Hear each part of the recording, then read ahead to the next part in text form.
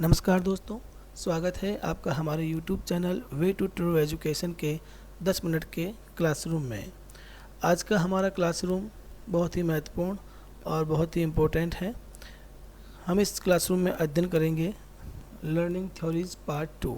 पिछली कक्षा में हमने अध्ययन किया था थॉर्नडाइक और पावलोव के अधिगम सिद्धांतों का। इसमें हम अध्ययन करेंगे बीएफ स्किनर के अधिगम सिद्धांत का और जानेंगे कि बीएफ स्किनर ने कौन से जानवरों पर अपने प्रयोग किए थे। बीएफ स्किनर ने अपना पहला प्रयोग 1938 में चूहे पर किया था और 1943 में उन्होंने अपना दूसरा प्रयोग कबूतर पे किया था, पिजन पे किया था। अभी तक जिन्होंने भी इस चैनल को सब्सक्राइब नहीं किया है, प्लीज़ आप इस चैनल को सब्सक्राइब कीजिए और इसके वीडियो को शेयर कीजिए।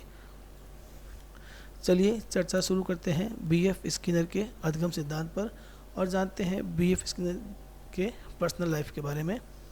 बीएफ स्किनर का जन्म 1904 में हुआ था और इनकी मृत्यु 1990 में हुई थी। बीएफ स्किनर का पूरा नाम बुरहस फ्रेडरिक स्किनर था। याद रखिए, बुरहस फ्रेडरिक स्किनर। कई बार परीक्षाओं में ऐसे सिले क्वेश्चन भी पूछ लिए जाते हैं कि इनका पूरा नाम क्या था।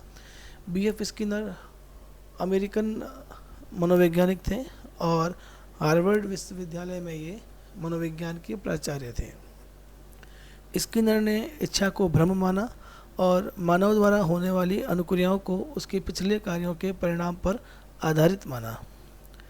स्किनर ने अपने इसी सिद्धांत के आधार पर इसी विचारधारा के आधार पर एक सिद्धांत प्रतिपादित किया था जिसको हम पुनर्बलन का सिद्धांत कहते हैं। रीइंफोर्समेंट थ्योरी भी कहा जाता है इसको। इस रीइंफोर्समेंट थ्योरी में, इस पुनर्बलन के सिद्धांत में स्किनर ने बताया कि यदि किसी क्रिया के परिणाम बुरे अथवा असंतोषजनक होते हैं तो इस बात की उच्च संभावना होती है कि वह क्रिया दोहराई नहीं जाएगी, और इसके विपरीत यदि किसी क्रिया के परिणाम अच्छे और संतोषजनक हैं तो इस बात की भी उच्च संभावना है कि वह क्रिया दोहराई जाएगी। इनके इस कथन में, इस सिद्धांत में बहुत ही एक महत्वपूर्ण बात है जो हमें गौर करने वाली है। यहाँ से एक बहुत प्रश्न बनता है। अच्छा, यहाँ एक बात गौर करने वाली ये है कि स्किनर का ये सिद्धांत थॉर्नडाइक के प्रभाव के नियम का विस्तृत रूप है। ये बहुत महत्वपूर्ण बात है। कभी कभी ऐसा प्रश्न पूछा जाता है सीटेट वगैरह में कि स्किनर का सिद्धांत किस मनोवैज्ञानिक के सिद्धांत पर आधारित है और कौन से सिद्धांत पर आधारित है, तो इयन थॉर्नडाइक के प्रभाव के नियम पर आधारित है। स्किनर के सिद्धांत के कई नाम हैं, जैसे ऑपरेंट कंडीशनिंग, क्रिया प्रसूत सिद्धांत, नैमित्तिक अनुबंधन और कार्यात्मक प्रतिबद्धता का सिद्धांत और RS conditioning, type S conditioning, sorry RS नहीं, टाइप एस कंडीशनिंग। अधिक जानकारी के लिए आप लोग हमारे फेसबुक पेज को भी ज्वाइन कर सकते हैं, वहाँ आपको और स्पेशल वीडियोस मिलेंगे। इस सिद्धांत का सर्वप्रथम प्रतिपादन बीएफ स्किनर के द्वारा किया गया था और इस सिद्धांत का आधार था ऐच्छिक अनुक्रियाओं के घटित होने का अध्ययन जो प्राणी द्वारा अपने आसपास के वातावरण में सक्रिय होने पर करी जाती है। इसको स्किनर ने क्रिया प्रसूत कहा। वे व्यवहार या अनुक्रियाएं हैं जो जानवर और मानव द्वारा ऐच्छिक रूप से प्रकट की जाती है और उनके नियंत्रण में रहती है, उसे क्रिया प्रसूत कहते हैं। क्रिया प्रसूत पद का प्रयोग किया गया क्योंकि प्राणी वातावरण में, पर्यावरण में सक्रिय होकर कार्य करता है और क्रिया प्रसूत व्यवहार का अनुबंधन क्रिया प्रसूत अनुबंधन कहलाता है। स्किनर ने अपने प्रयोग चूहे और कबूतरों पर किए थे। स्किनर बॉक्स में एक भूखे चूहे को रखा जाता है जो बॉक्स में लगे लीवर को दबाता है, जिससे बॉक्स में रखे भोजन पात्र में बॉक्स की छत से भोजन गिरता है। आरंभ में चूहा बॉक्स में लगे लीवर की व्यवस्था से अनभिज्ञ था और इस कारण वह भूख से परेशान होकर बॉक्स में इधर उधर घूमने लगता है और एक खोजकर्ता की तरह व्यवहार करता है। संयोग से लीवर दब जाता है और बॉक्स में रखी प्लेट में भोजन आ जाता है। कुछ समय बाद यह व्यवहार पुनः आरंभ किया जाता है और लीवर दबता है, भोजन आता है। प्रयासों की संख्या बढ़ने के साथ साथ चूहे को बॉक्स में रखने और उसके द्वारा लीवर दबाने के बीच का जो समय अंतराल है वो घटता जाता है। चूहा क्रिया प्रसूत अनुबंधन द्वारा भोजन लेना सीख लेता है।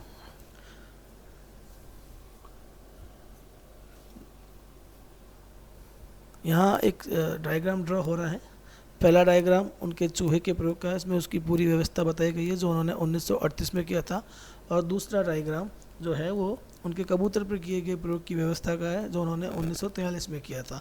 कबूतर पर जो प्रयोग किए थे इस बॉक्स को कहते हैं ऑपरेंट कंडीशनिंग बॉक्स, और जो चूहे का जो बॉक्स दिख रहा है इसे कहते हैं स्किनर बॉक्स। ये ध्यान रखना, चूहे के बॉक्स को स्किनर बॉक्स और कबूतर वाले को ऑपरेंट कंडीशनिंग बॉक्स। अब चर्चा करते हैं नैमित्तिक अनुबंधन क्यों कहते हैं, why is it called casual contracting. क्योंकि इस प्रयोग में लीवर दबाने की अनुक्रिया भोजन प्राप्त करने का निमित्त है, इसी कारण से इस प्रकार के अधिगम को नैमित्तिक अनुबंधन कहा जाता है। वस्तुतः अपने वांछित उद्देश्यों को पाने के लिए मनुष्य नैमित्तिक अनुबंधन का प्रयोग करते हैं। क्रियाप्रसूत अनुबंधन के निर्धारक। अब हम चर्चा करेंगे डिटर्मिनेंट्स ऑफ ऑपरेंट कंडीशनिंग। क्रियाप्रसूत अनुबंधन को प्रभावित करने वाले कारक या कंट्रोल करने वाले कारक। क्रियाप्रसूत अनुबंधन अधिगम का एक प्रकार है। इसके परिणाम जिसमें परिणाम से व्यवहार को सीखा जाता है, बनाए रखा जाता है और उसमें परिवर्तन किया जाता है, और ऐसे परिणाम को कहते हैं प्रबलक, रीइंफोर्सर। प्रबलक ऐसा उद्दीपक या घटना है जो किसी वांछित अनुक्रिया के घटित होने की संभावनाओं को बढ़ाता है। प्रबलक की अनेक विशेषताएं होती हैं जो अनुक्रिया की दिशा, शक्ति को निर्धारित करती है। इसकी मुख्य विशेषताओं में इसका प्रकार, धनात्मक अथवा ऋणात्मक, संख्या, आवृत्ति, गुणवत्ता, उच्च अथवा निम्न। प्रबल की ये सभी विशेषताएं क्रियाप्रसूत अनुबंधन को प्रभावित करती है। अनुक्रिया के घटित होने और प्रबलन के बीच का अंतराल भी क्रियाप्रसूत अधिगम को प्रभावित करने का मुख्य कारक है। प्रबलक दो प्रकार के होते हैं। प्रबलक मूल रूप से दो प्रकार के होते हैं। पहला प्रबलक जो है वो है धनात्मक प्रबलक, जिसको बोलते हैं पॉजिटिव रीइंफोर्सर।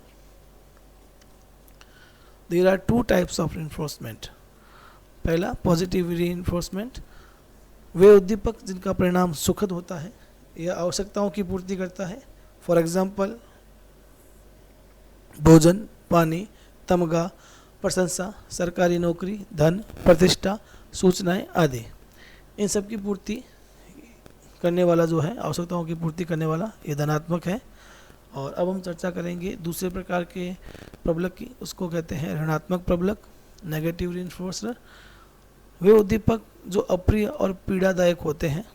यह प्राणियों की ऐसी अनुक्रियाएं जो उन्हें पीड़ादायक उद्दीपकों से छुटकारा दिलाती है या दूर रहने और बच निकलने के लिए पथ प्रदर्शन करती है। फॉर एग्जाम्पल, उदाहरण के लिए ठंड से बचने के लिए स्वेटर पहनना, परीक्षाओं में पास होने के लिए पढ़ना, ट्रैफिक पुलिस के जुर्माने से बचने के लिए चालक और सहचालक द्वारा सीट बेल्ट पहनना या हेलमेट पहनना। ये सभी ऋणात्मक प्रबलक के उदाहरण हैं। ये हमें समस्या से बचाने का प्रयास करते हैं। अतः स्पष्ट है कि ऋणात्मक प्रबलक परिहार या पलायन की अनुक्रिया की संभाव्यता को बढ़ाता है। यह व्यक्ति को खतरनाक उद्दीपकों से दूर भगाना सिखाता है। सबसे महत्वपूर्ण बात यह है कि ऋणात्मक प्रबलक दंड नहीं है। ये प्रश्न सीटेट में और भी कई प्रकार के जो अपने स्टेट लेवल के जो एग्ज़ाम होते हैं अलग अलग स्टेट्स के, उसमें आया हुआ है। तो ध्यान रखना, ऋणात्मक प्रबलक दंड नहीं है। प्रश्न ऐसे आता है कि निम्न में से ऋणात्मक प्रबलक के बारे में कौन सा कथन सत्य नहीं है, तो उसमें ये रहेगा ऋणात्मक प्रबलक दंड नहीं है। दंड का मतलब क्या होता है, अनुक्रिया को कम करता है या दबाता है। दंड की जो फंक्शनिंग है वो जो है वो उसकी फंक्शनिंग है, अनुक्रिया को कम करता है दंड, या उसको दबाता है, स्लो डाउन कर देता है या सप्रेस करता है। प्रबलन की गुणवत्ता। प्रबलन की गुणवत्ता से तात्पर्य प्रबलक के प्रकार से हैं, टाइप से हैं। फॉर एग्जांपल, मटर का दाना किशमिश की तुलना में हल्का प्रबलक है, कमज़ोर प्रबलक है। इसी प्रकार से ब्रेड का टुकड़ा केक की तुलना में कमज़ोर या निम्न गुणवत्ता वाला एक प्रबलक है। नैमित्तिक अनुबंधन की गति साधारणतः उतनी ही बढ़ती है जितनी प्रबलनों की संख्या, मात्रा और गुणवत्ता बढ़ती है। Thank you for watching this video. बहुत बहुत धन्यवाद इस वीडियो को देखने के लिए। आप हमारे चैनल को सब्सक्राइब कीजिए, बने रहिए हमारे साथ। यह वीडियो आगे भी जारी रहेगा। आगे के वीडियो में हम गुथरी और भी जो मनोवैज्ञानिक है, गुथरी है, हल है, उनके सिद्धांतों के बारे में चर्चा करेंगे। धन्यवाद।